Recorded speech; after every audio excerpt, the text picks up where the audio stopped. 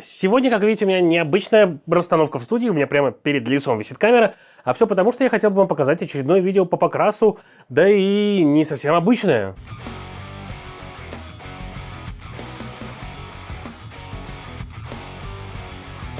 Как вы знаете, мир красок не стоит на месте, и с каждой новой краской, с каждым новым пигментом, с каждыми новыми чернилами их производители пытаются сделать так, чтобы вы красили быстрее, вам было комфортнее и вы красили легче. Совсем недавно производители дошли до того, что сделали маркеры. Да, миниатюрки теперь можно красить маркерами. Вам не обязательно больше макать кисточку в воду, вам не обязательно больше разбавлять краски, вам не обязательно больше следить за тем, насколько жидкая или сухая краска у вас на кисти. Вы можете красить маркерами. Но маркеры маркерам рознь.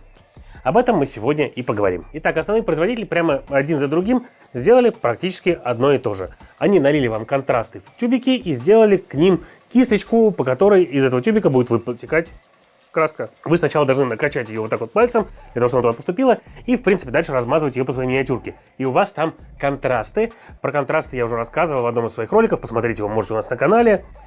И поймете, что это классный способ начать красить и получить себе неплохие тени, просто прям так вот нанося одной кисточкой слой за слоем. Но весь смысл в том, что фактически вы получаете те же самые контрасты себе, только дороже. Я же здесь в этих видео пытаюсь вам показать, как красить просто и дешево. И сегодня, наверное, будет самый простой способ того, как это конкретно сделать.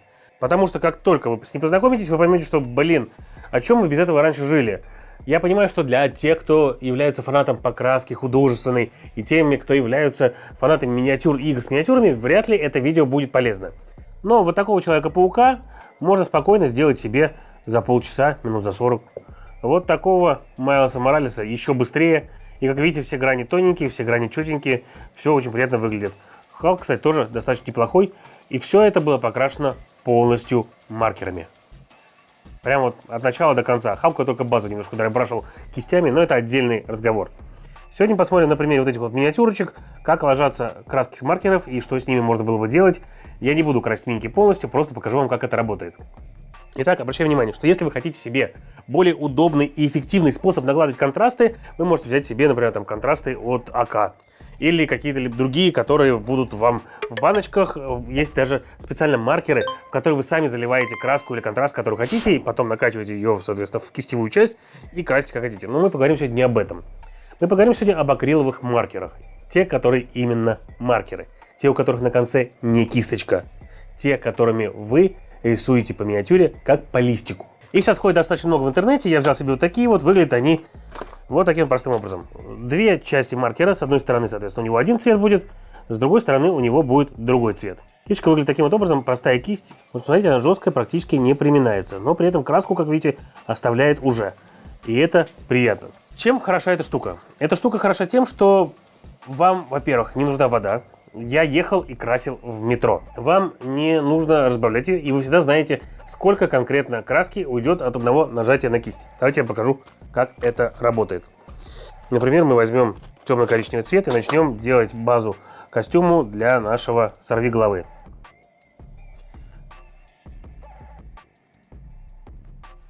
Видите, краска ложится ровным слоем.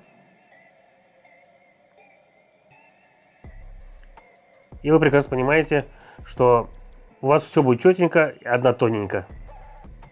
По зенитальному грунтованию, про которое я также рассказывал в одном из своих роликов, ложится вообще идеально, потому что у вас слой за слоем вы кладете одинаковый уровень краски. У вас нигде не будет краски больше, нигде не будет краски меньше. Как видите, где было темнее, осталась крашка темнее. Где было светлее, стала крашка светлее. Вот смотрите, видите? Не пошли. Хотите засветлить? Вот, пожалуйста, берете более светлый маркер и прямо по этой краске, она уже высохла, идете дальше. И кладете грани.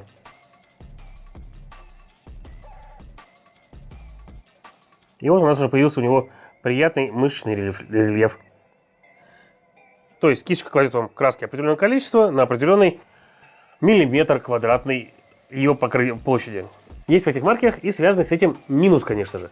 Поскольку вам краски выдаются все время одинаковое количество, вы не сможете ими сделать так называемый dry brush, метод сухой кисти. Вы не сможете ими вот так вот пошебуршать, чтобы у вас осталось только на самой грани. В частности, вот эти вот паутинки, которые я делал на Майлсе, да, этим маркером я сделать не смог бы красным. Вот этим вот. Поэтому я пошел дальше. Я понял, что с этими маркерами далеко не уедешь. Они могут быть хорошими на большую площадь. И Мишка, например, у меня великолепно красит ими Space Marine. А в комбинации базовую сделали маркером, потом немножко пролили по швам, потом обратно довели до ума маркером и сделали маркером уже грани, подсветочку на краях. Выглядит великолепно и делается очень быстро. Но поскольку нам нужно сделать все хорошо, есть еще и вот такой вариант. Маркеры той же самой фирмы, но только с двух сторон теперь они одного цвета. И с одной стороны они почти такая же кисть, только более тонкая, что позволяет вам, в принципе, покрывать все, что хотите. А с другой стороны у нее наконечник, который называется линер, ну или лайнер. Это вот такая, он позволяет оставлять абсолютно тоненькую грань. Я сейчас покажу, например, на карателе, вот здесь как это работает. Мы берем линер, берем карателя и покрываем ему, а вот здесь идем по ним.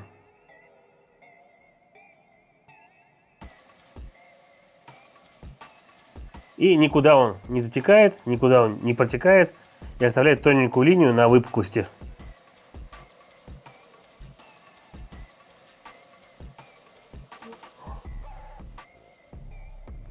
Красьте себе что хотите.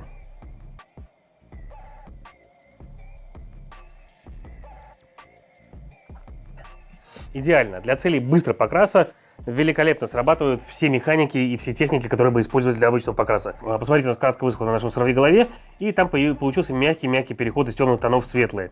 Потому что краска сама немножко еще растекается после этого и становится более такой пологой. Укрывистость у краски очень хорошая, поэтому если вы хотите сделать себе более яркий цвет, просто красите несколько слоев, а так оставляйте тем, каким хотите. Так вот, какие же еще есть минусы? Минус есть следующий.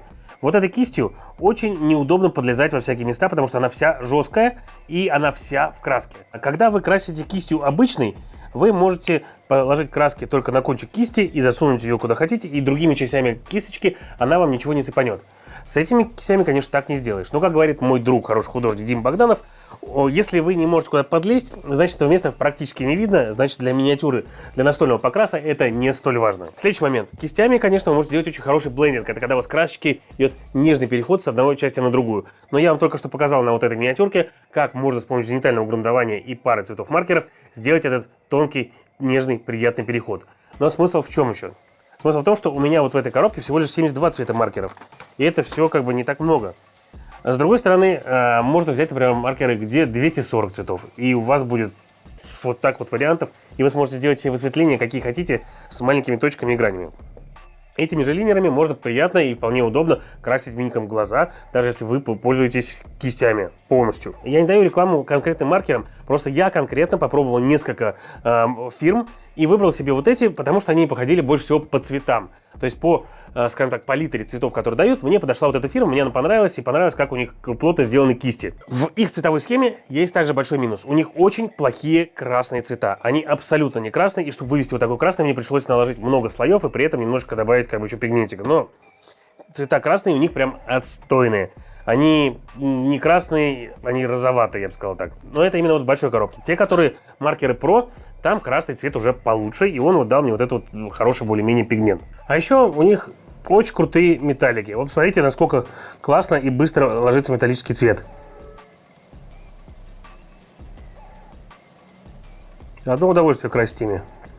Потом, соответственно, как всегда, вы просто прольете это какими-то чернилками, и у вас получится отличный металлик. Вот вам сам металл. Видите, как быстро покрывает его кисточка маркерная. Или, например, вот вам золото на другой его части.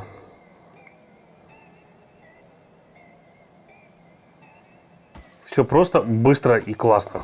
В своих роликах я пытаюсь рассказать вам о том, как быстро и просто покрасить миниатюры. И мне кажется, что вот именно в таком варианте, когда вы можете взять маркер с собой где угодно, покрасить в метро, на природе, в самолете и просто посидеть и заняться своим любимым хобби в то время, когда вы даже едете на работу, по-моему, это круто. Было бы интересно увидеть людей, сидящих и красящих в метро.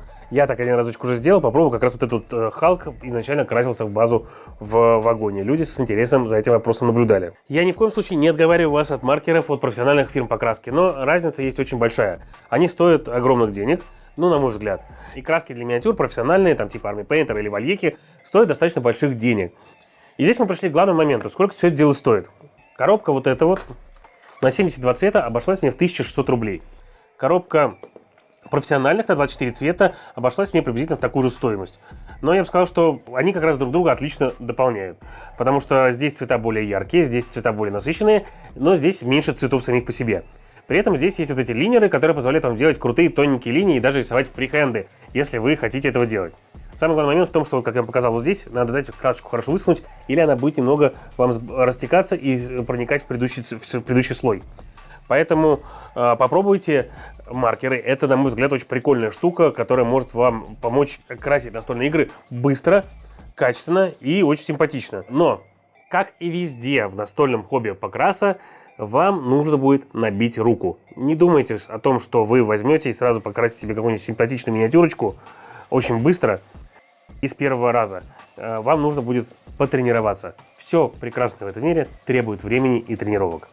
И я надеюсь, это видео было для вас полезным, хоть здесь и не было конкретно техник покраса, а не было их здесь потому, что здесь не может быть конкретных схем и не может быть конкретных советов. Вы просто берете маркер того цвета, который вы хотите, берете миниатюру, которую хотите покрасить, и красите по ней маркером, как в детстве в книжках-раскрасках. И это действительно проще, чем кистью. А еще интересный момент в том, что этим маркером не требуется грунтовка по-настоящему. Я себе грунтую миниатюры только для того, чтобы мне было удобнее делать переходы цветов. И про это у нас было на канале отдельное видео. Попробуйте. Мне будет интересно узнать о том, как у вас получилось. Тем более, что это действительно еще более бюджетный способ, чем красить контрастами или проливками. И это все на сегодня. С вами был Юра. Вы смотрели Geek Media. Всем пока.